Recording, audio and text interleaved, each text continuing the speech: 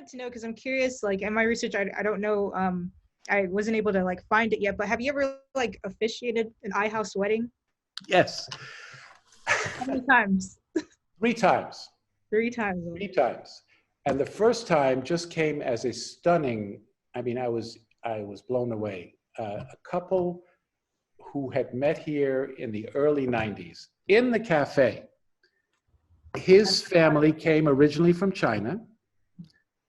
Her family, she was half Catholic, half Jewish, and with roots in a part of the Netherlands, an island off the coast of the Netherlands, the Frisian Islands, which is primarily agricultural.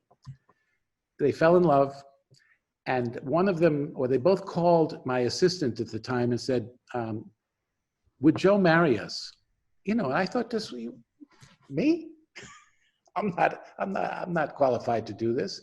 They had done the research, and they discovered that, and you could do it too, Chancellor. Get ready. I'm giving you the hint on how you can marry some friends of yours in the future. In the state of California, it is maybe other states too, you can go down to the, let's see, one of the legal offices, right? And you sign up to be the marriage officiator for the day. I was a deputy marriage commissioner for that day. One day only? Yeah, that one day. I could marry them on that day. It didn't give me the chance to do it in the future. I'd have to come back and sign the documents again. So there we were. I consulted with them. I wanted them to have input into the ceremony, and it was done on the faculty glade. I'm pointing to the faculty glade here, right? And there must have been 150, 200 people there, plus their families. Can you imagine? His family, many of them from China, flew in from China. Her family, some of them flew in from the Frisian Islands. Look that up, the Frisian, I'd never heard of the Frisian Islands, where they speak a dialect that the Dutch don't understand. It's related to Dutch. Yeah. And we married them.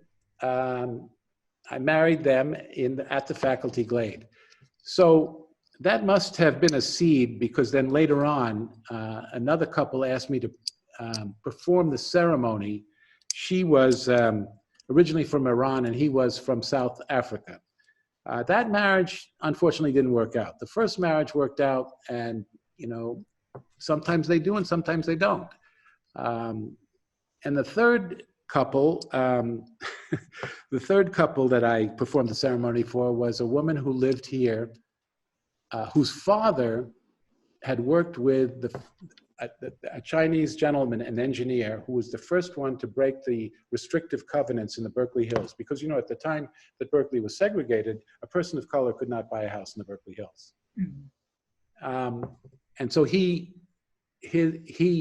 broke those covenants, and his friend, who later became the architect for all of the Trader Vic's around the world, his daughters lived at iHouse. So one of the daughters asked me, Joe, would you perform the marriage with the man of my dreams? So I did that one.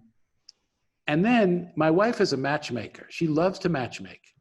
So you maybe stop on this one, because I don't even think some of the colleagues at iHouse know this. Yeah. At an alumni reunion in Tokyo, there was a resident of Japanese background, but she had been in an American high school exchange program, so she understood both cultures. And she was in her early 30s. She was dying to get married, but she couldn't find anybody. So my wife thought that this other Japanese gentleman who lived here, who was very different, he might be a good matchmaker, right? A good match for her.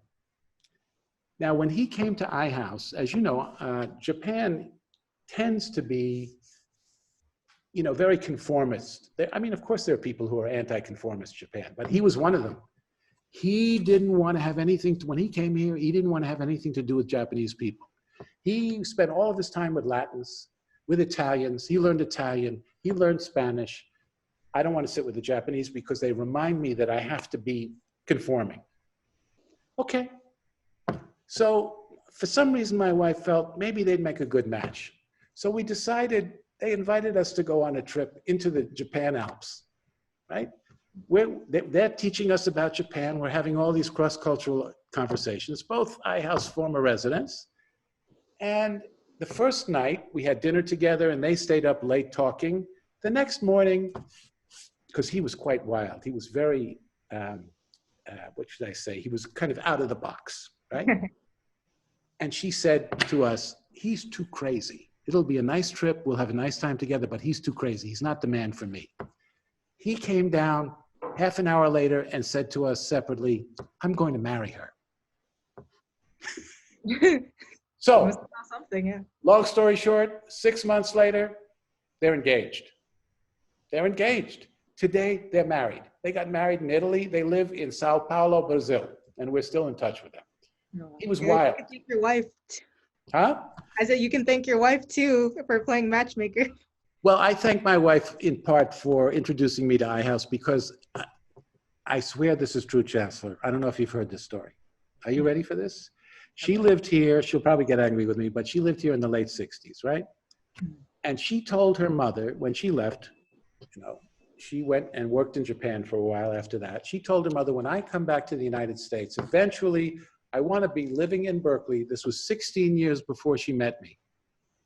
I want to be living in Berkeley and be married to a future executive director. I know. iHouse? You can ask other people who know me. Yes, I want to be married. So we got married in 1986, and I wasn't even thinking California. I was thinking of other exchange organizations on the East Coast, which I was involved with and I wanted to be involved with. And then the job came up and she said, Joe, you have to apply for this. So I know, you know, there are many people in the Bay Area who are qualified for that position. I don't know why, but I was chosen. And if it had not been for my wife's urging to at least apply for the job, I wouldn't be talking to you now. So when I retired, one of the fundraising projects that we had was for donors to consider naming resident rooms. So one of our donors, who had been a board member at the time and is still a good friend of ours, decided to name Donna's old room in her honor at Chancellor. When you come back to Berkeley, I think it's on the 4th floor. Yeah, let's see which number. I think it's 427. I don't know, but you know, when you come, I'll meet you. I'll go up there with you with my wife. There's a plaque that says, "This room, Donna Rosenthal, former resident who dreamed of meeting and marrying a future executive director, and we married in 1986, is in her honor." I mean, you can't make this up. You can't make this up. So let me pause there. So, you know, just briefly, other programs that we did ethnic dinners. We introduced ethnic dinners where people had a chance to taste each other's food. Of course, some of the students from certain cultures would say, well, that's not really Indian food. It's not, you know, it's not really spicy. That's, you know, you're Americanizing it. But we had ethnic dinners, celebratory dinners. We did celebrations of various, like we had an Asian History Month, we had a Black History Month, we had a Native American History Month, kind of trying to introduce people to cultures that they don't necessarily interact with. And what was interesting at the Black History Month events, Wendell Lipscomb, who had been a Tuskegee Airman, he actually taught the other gentleman to fly. He was a pilot himself, but he was an instructor. He started flying at the age of 16, Dr. Lipscomb.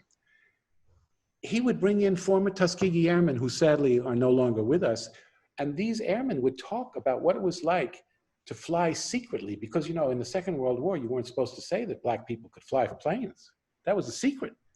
So they would tell the students about this. It was, you know, one of the most powerful memories I have of being here at the house, to have people exposed to these other realities that remain hidden. Another thing is after 9/11, which was, as we said earlier, was really traumatic for many people. I asked our program office to put this book together, A Vision of Hope, Reflections on Turning Ignorance into Understanding. And so our program director at the time, Dr. Lillian Koziol, solicited essays of people who were trying to do positive things in this terribly toxic time. So it's a beautiful book. I think that the alumni office still has many copies of it. And I believe the alumni office still has copies of the Close Encounters book. So that was another project. Um, Sunday suppers. Now, you know, in the very beginning, when iHouse started, you know, before it even started here in Berkeley, the first director would bring students together from other countries to sit around the table on Sunday evening and just get to know each other and feel welcome. So that became a tradition not only here, but at other major international houses around the world. So we expanded them to 4. Actually, in the 30s and 40s, they were every week. When I Oh, came, they had been reduced. Yeah, I getting know. It was, dressed up like I guess that was probably the norm. yeah, at the time, right. So when I came, it was once a semester, and I thought, gee, these are such powerful events where students get to showcase their talents, their perspectives together, and we'd invite alumni to those events. We expanded it to 4, and let me just give you one example of something that happened, of the many extraordinary things that happened on those nights. There was an Irish musician who played the penny whistle, and right down the hall from him in iHouse was an Indian who played the tabla. They put together a musical performance that combined Irish and Indian music that was spectacular. And this is, I think, you know, kind of part of the genius of iHouse, that you could not only begin to understand realities that you'd never even touched, imagined, but that you could produce something new together. You could produce something new, whether it was a marriage, a song, a concept. I remember one year there was a debate society which we encouraged, and the co-chairs of that debate group was an Israeli law student and I think it was an economics gentleman from Lebanon. You know, they differed, but they were respectfully differed. We even have if you're interested, we even have a video of that debate society. And they, you know, they got along. They differed about a lot of things, but they were respectful, and they shared each other's stories with each other. Actually, the gentleman from Lebanon is there now. And on Facebook the other day, you know, after this horrible explosion, he posted, "I'm safe." He's high up in the World Bank now. It's kind of like a United Nations kind of thing too. I guess they get to educate people, or I guess argue for different foreign. Is it like foreign policy issues? Is that what it was as well? Yeah, foreign policies, political issues. Sometimes it was very difficult. For example, another difficult issue was, should Turkey become a member of the European Union? Now, you know, a lot of Europeans, I'm not talking about necessarily here, but some here, didn't want that. They felt, oh, you know, we're largely a Christian society, et cetera, et cetera. So, I mean, that's a complicated issue, but it was debated here in very healthy ways. Now, I'm not saying that they always ended up amicably. Let's be clear about that.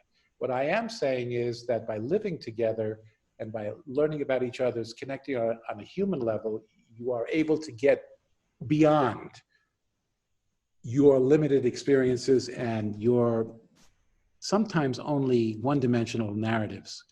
So that was important as well.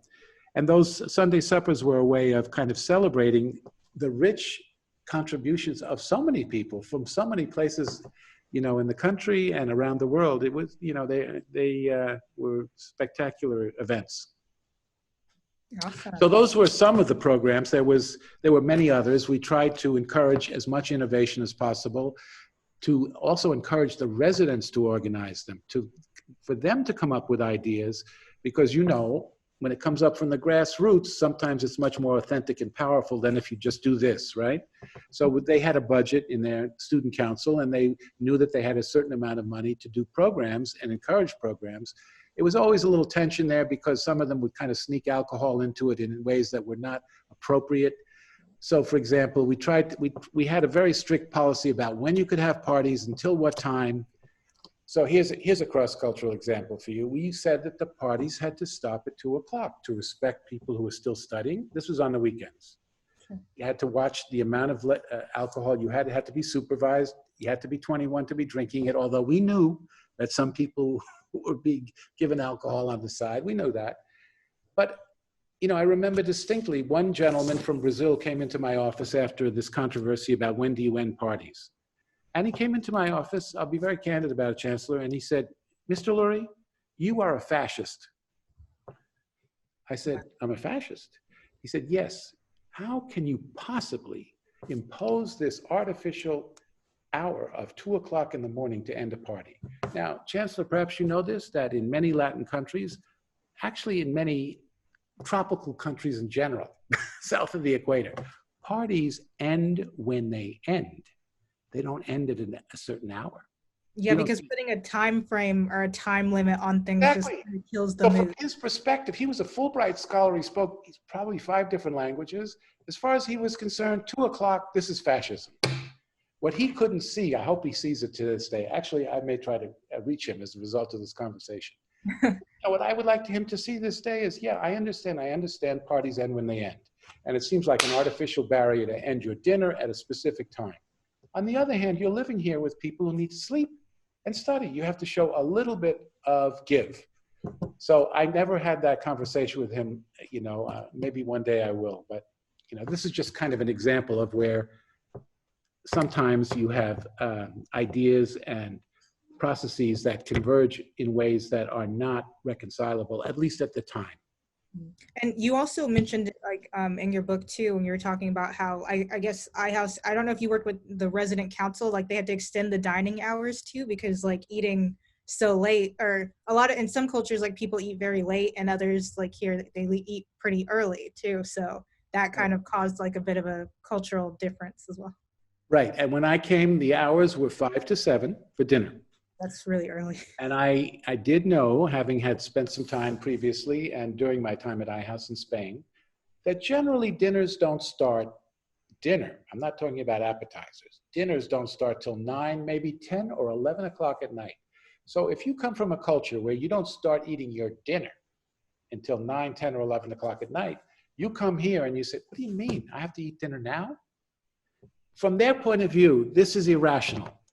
From our point of view, we have a staff here that wants to get home to their families, right?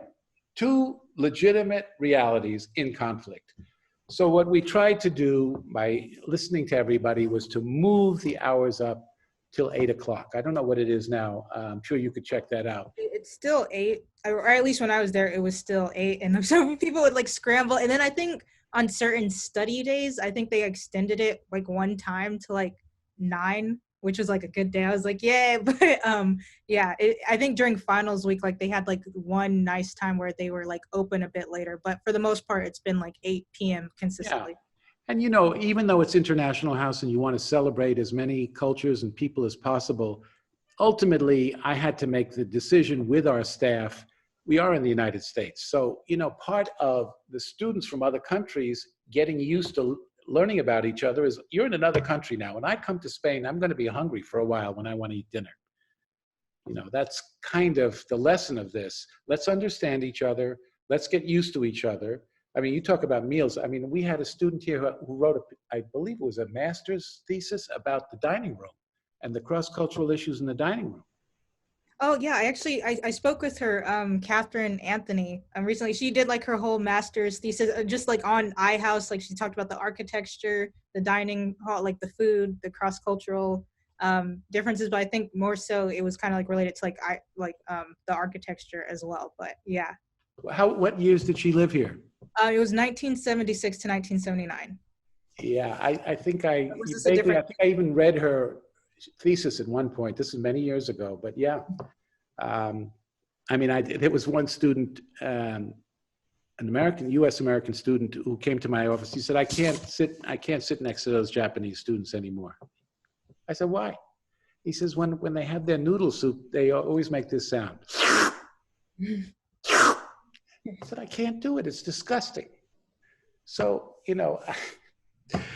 I explained to him that, in many Asian cultures, when you're eating noodles, this is part of the pleasure and the art of eating the noodle is, right? So, but you could see if he's never been exposed to this, automatically this is something, ooh, I can't do this, right? I can't do this. 3 months later, after I had this discussion with him, there were some discussions with some of the Japanese students. Yes, thank God. 3 months later, I saw him sitting with Japanese students. He was doing it. He was slurping. You see, it just takes a couple of encounters just to like kind of awaken your perception. Right, and in some cases, people don't make it. They don't make it over the barriers. Unfortunately, they're the losers for that. Yeah, but yeah, fortunately for those who have, like, they can definitely change the world, hopefully with their perspective, or at least change like their own world. Exactly. Yeah. I kind of want to move on to, well, now that we've talked about, like, you know, how you've learned from like students, and we're talking about like different residents and kind of like what they've learned from each other. I also kind of want to know if at any point during like your time as executive director, what do you hope, or that students or residents that were living there, what do you hope that they learned about you and your About background? me? Yeah, because I'm pretty sure you've learned a lot about them, but what have they learned about, like, what do you hope that they learned about you, and like not just you being like the executive director, your position, but like, I don't know, like maybe like your background, your beliefs, if those were shared at any point in time. Well, yeah, that's a very good question. I've never been asked that question. Excellent question. You know, the first thing that comes to mind is names. So, you know, in the United States, generally speaking, although in the South, people are a little bit more formal about this, people like to be called by their first names pretty quickly, right? Not every culture in the United States, but certainly, you know. So when I first got here, you know, I would like, in my terms, I wanted to have students feel comfortable wherever they came from, and I would say, please call me Joe. And they know my name is Joe Lurie. And I remember being confused when some students, particularly from Asian countries, would say, good morning, Lurie, not Mr. Lurie, good morning, Lurie. You know, and then I realized that, you know, in many Asian cultures, the family name comes first because the family is more important than the individual. Japan, Korea, China, the family name comes first. So when they said, good morning, Lurie, they were showing me respect. Family, right? I was saying to them, call me Joe, I wanted to feel them welcome. So some of the students wanted to kind of become used to this crazy pattern of living in the United States. So they tried it, and they had such difficulty calling me Joe. So you know what people used to call me all the time? Mr. Joe. Mr. Joe. So basically what they were doing was they were trying to acknowledge my reality, call me Joe, but they had to put the honorific Mr. or Director Joe in there to honor their way of doing things. I mean, for a long time, I didn't understand this. Why were they calling me either Lurie, Mr. Joe, Director Joe, whatever? Now I understand this. Why use something as simple as names? So that, you know, in part is, you know, I think they came to learn something about me. As you know, in some cultures, gesturing is very common, right? In some cultures, this is kind of a given. You should do this. You express yourself. That's who I am. I gesture a lot. In some cultures, gesturing like that is discouraged. So I know that particularly in some Asian cultures, particularly Japan, you're discouraged from showing emotion like that, obviously. So this was kind of a little bit surprising for many of the students in the beginning to see me do it. Just even my staff probably laughs at me behind the scenes. You know, what is he doing with his hands again? Sign language. Right? So that was another thing, you know, learning different body language issues, how you handle names. In fact, the Indian students taught me that the honorific in India is G. So they would often call me Joe G. It's like Honorable Joe. Or in Japan, Joe-san. If you say san at the end, that's an honorific. I didn't know why they were calling me Joe-san in the beginning. Joji. And I'm sure many other cultures have their way of expressing respect for somebody who's a little bit older or in authority. Eye contact. A lot of students who came from cultures where eye contact is considered aggressive and not respectful, could not understand why somebody would be looking at them in the eyes if they were younger. I have seen this over and over again. You know, eye contact is very subtle issue, but once you become aware of it, you realize how you can insult somebody without knowing whether to look them in the eyes or not look them into the eyes, depending on what it means in their particular culture. Yeah. And also, I mean, I can also, coming from the South, I guess I can speak to the whole, like, the sir and the ma'am and the mister. It took me a while, actually, like when I was coming to California, just to get used to calling like my professors by their first name, because I remember I'd be like running down the hall saying like, "Oh, Professor Chase," and like they wouldn't like she wouldn't respond. I'm just like, and then finally I just called her by her first name, and then she turns around, and I was just like, "Oh wow, I guess you really do call people." And then I noticed when I was the only one saying like, "Oh, Professor this," or Mister, Mrs., like it just felt awkward because nobody else was doing it. So I had to. I mean, if we weren't in this context like right now, like where I'm interviewing like you, I'd probably be calling you like Dr. Lurie or something like that if you wanted to. Or the same with like the people I work with, they'd be like Mr. and Miss. So yeah, that really did take a while, and I guess it just depends on the situation that you're in. But yeah, that was like a learning experience for me too. And coming to California and then coming to iHouse, I learned several other different things too. But yeah, that was like one thing I was curious to know kind of about yeah your background and what you've learned. Another thing I kind of want to touch on too, and I mean it doesn't really like it kind of touches on your book, but it's kind of like just more so about you in general as well.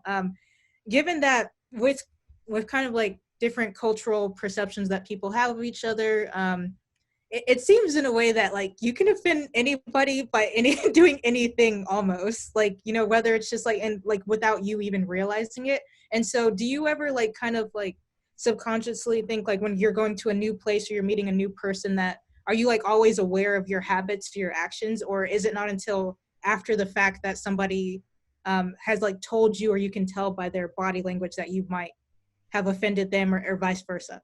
Like how does that work for you?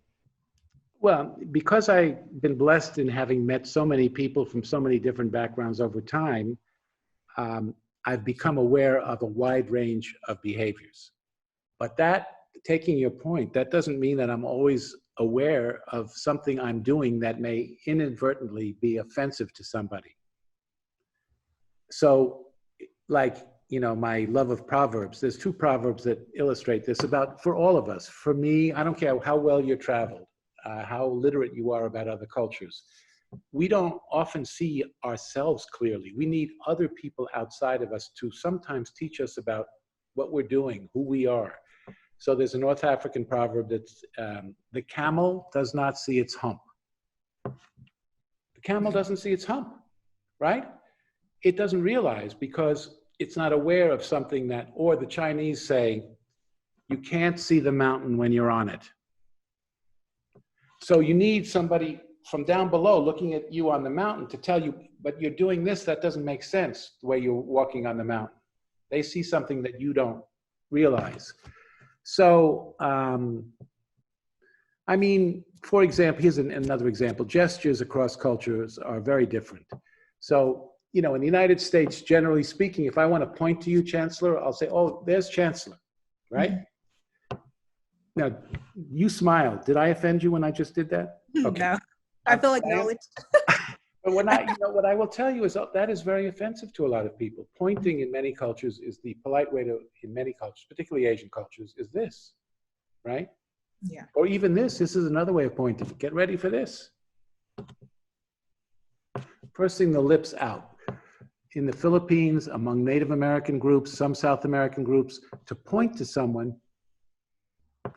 Looks like you're gonna... Program director actually at the time is from Madagascar, and they do that. She told me that they do this also in Madagascar. So even gestures, give me a gesture, Chancellor, that you think means good. Good, give me that's it.